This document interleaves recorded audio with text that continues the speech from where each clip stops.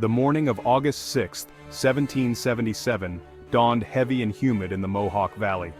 The air was thick with moisture, making every breath feel like a laborious task.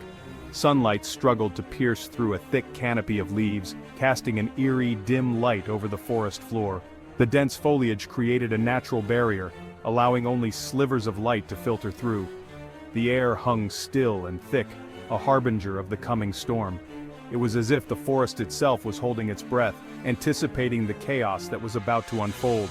The lush, verdant landscape of the Mohawk Valley, normally a scene of tranquility, was about to be scarred by the violence of war. The serene beauty of the valley stood in stark contrast to the impending conflict. A column of nearly 800 men marched through the forest, their footsteps muffled by the thick undergrowth.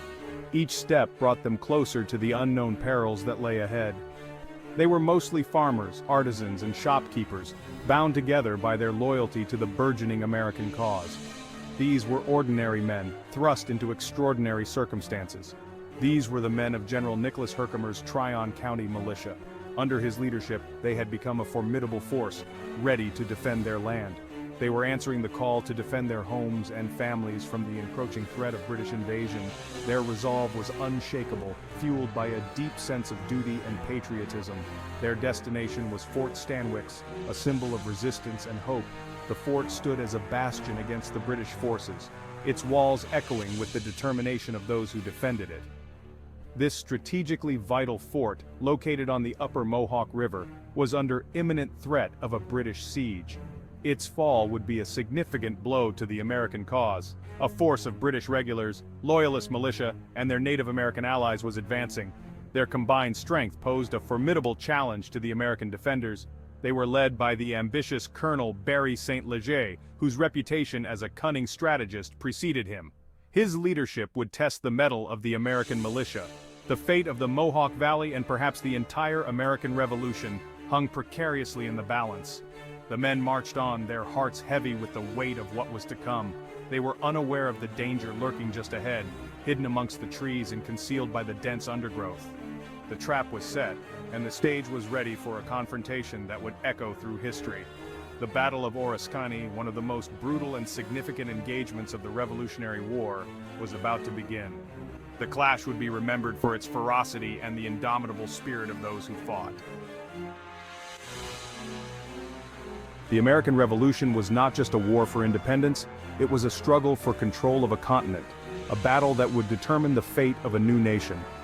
The British, recognizing the strategic importance of the vast American wilderness, sought to control the waterways and mountain passes that connected the colonies, aiming to dominate the landscape and cut off American supply lines. The Hudson River Valley, with its navigable river and network of trails, became a focal point of this struggle, a critical artery for movement and communication. Control of the Hudson River Valley offered a strategic advantage, providing a direct route for troops and supplies. It promised to sever New England from the southern colonies, effectively splitting the American forces and weakening their resistance. This would effectively cripple the American war effort, making it difficult for the Continental Army to coordinate and support each other. The British devised a strategy to achieve this objective, a three-pronged attack, a bold and ambitious plan to crush the rebellion. General John Burgoyne would lead a force south from Canada, capturing Fort Ticonderoga and advancing down the Hudson River, aiming to meet up with other British forces. General William Howe, commanding the main British Army in New York City, would move north up the Hudson, converging with Burgoyne to deliver a decisive blow. Simultaneously, a third force under Colonel Barry St. Leger would advance eastward from Lake Ontario, adding pressure from another direction. They would sweep down the Mohawk Valley, cutting through the heart of the resistance. This pincer movement, if successful, would isolate New England, severing it from the rest of the colonies and leaving it vulnerable. It would deal a potentially fatal blow to the American cause, threatening the very existence of the nascent nation. The Battle of Oriskany would become a pivotal clash in this high-stakes campaign, a moment that would test the resolve and resilience of the American forces. The Mohawk Valley was not just a strategic location, it was home to a diverse population of settlers, Loyalists, and Native American tribes. This melting pot of cultures and allegiances made the region a unique and complex area during the American Revolution. The region's inhabitants were divided in their allegiances, with some supporting the American cause, others remaining loyal to the British Crown, and many Native American tribes caught in the middle, trying to protect their own interests. The simmering tensions between these groups were exacerbated by the outbreak of war. As the conflict intensified, so did the divisions within the community, leading to a volatile and often violent environment. For the Americans, securing the Mohawk Valley was crucial. Its strategic location meant that control over the valley could influence the outcome of the war in the northern colonies. It was a vital breadbasket for the Continental Army, providing essential supplies and food to sustain the troops. The fertile farmlands of the valley were indispensable for the war effort. It also served as a buffer zone, protecting the strategically important settlements to the south. The valley's defense was key to preventing British advances into more populated and economically vital areas. The Tryon County Militia, composed largely of German Palatine farmers, played a crucial role in defending their homeland. These local militias were deeply committed to protecting their land and families from both British and Loyalist forces. The British, seeking to exploit the existing divisions within the colonies, actively sought alliances with Native American tribes. They recognized the strategic advantage of having native allies who were familiar with the terrain and could provide additional manpower. They appealed to their grievances and promised support in their struggle against colonial expansion. The British offered assurances of protection and autonomy, hoping to sway Native American tribes to their side.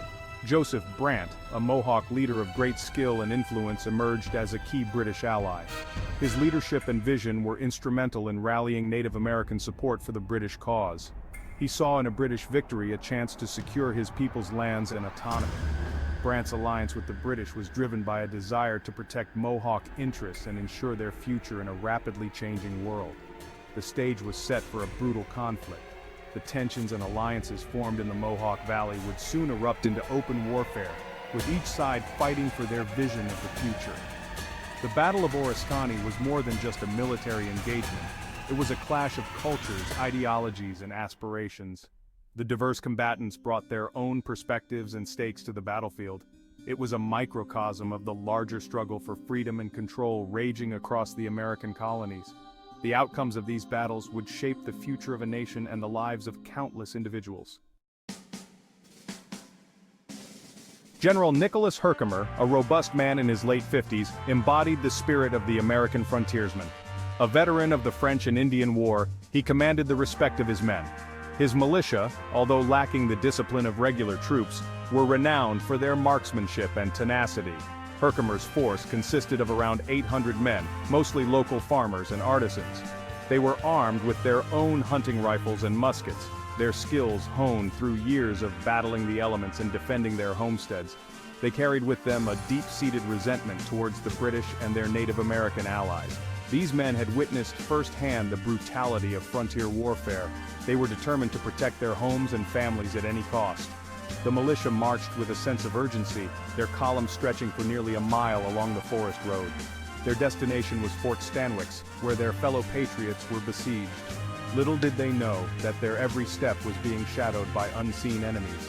The fate of the Mohawk Valley rested on their shoulders. Their courage and resolve would be tested in the crucible of battle. Colonel Barry St. Leger, a British officer with a reputation for arrogance, faced a critical decision. His force, consisting of British regulars, Loyalist militia, and a significant contingent of Mohawk warriors led by Joseph Brant, was camped near Fort Stanwix. His Native American allies, skilled in the art of forest warfare, had detected the approach of Herkimer's militia. St. Leger, eager for a decisive victory, saw an opportunity to crush the approaching relief force. He devised a plan to ambush the Americans in a narrow ravine known as Oriskany, where the dense forest and marshy terrain would negate the British disadvantage in numbers. Joseph Brant and his Mohawk warriors, their knowledge of the terrain proving invaluable, were tasked with leading the ambush. They concealed themselves amongst the trees and undergrowth, their tomahawks and muskets silent and ready. They waited patiently for their unsuspecting prey to enter the kill zone. The trap was set. The Battle of Oriskany, a clash that would come to epitomize the brutal nature of frontier warfare, was about to begin. The outcome would have far-reaching consequences for the Mohawk Valley and the entire American Revolution. The Tryon County militia, their pace steady, marched blindly into the trap. The forest, normally alive with birdsong, was eerily quiet. The air, heavy with humidity, seemed to crackle with anticipation. The men, sensing something amiss, gripped their muskets tighter. As the column reached the bottom of a narrow ravine, the air erupted in a deafening roar. A deadly hail of musket fire and tomahawk-throwing screams ripped through the surprised ranks of the militia. Scores of men fell, their bodies riddled with lead and steel. The ambush perfectly sprung threw the Americans into disarray. The battle descended into a chaotic melee. The narrow confines of the ravine amplified the carnage, transforming the battlefield into a scene of unspeakable horror. The air filled with the acrid smell of gunpowder, the agonizing screams of the wounded, and the war cries of the Native American warriors. The Tryon County militia, though caught off guard, were not easily defeated. They had faced hardship and danger before. Their survival instincts, honed through years of frontier life, kicked in. They quickly regrouped, finding whatever cover they could, and returned fire. The Battle of Oriskany raged for hours, a brutal and chaotic struggle for survival. The ravine, once a place of natural beauty, was transformed into a scene of unimaginable carnage. The air was thick with the smoke of gunpowder and the stench of blood. The British and their Native American allies, initially confident of a swift victory, were met with fierce resistance. The Tryon County militia, fighting for their homes and families, fought with a tenacity that belied their lack of formal military training. Their marksmanship proved deadly in the close confines of the ravine. Hand-to-hand combat, brutal and unforgiving, raged throughout the battlefield. Muskets were clubbed against tomahawks, bayonets clashed, and the very ground seemed to run red with blood. The battle lines, blurred and shifting, were marked by the fallen bodies of both sides. Neither side was willing to give an inch. The outcome of the battle, a pivotal clash in the fight for the Mohawk Valley, hung precariously in the balance.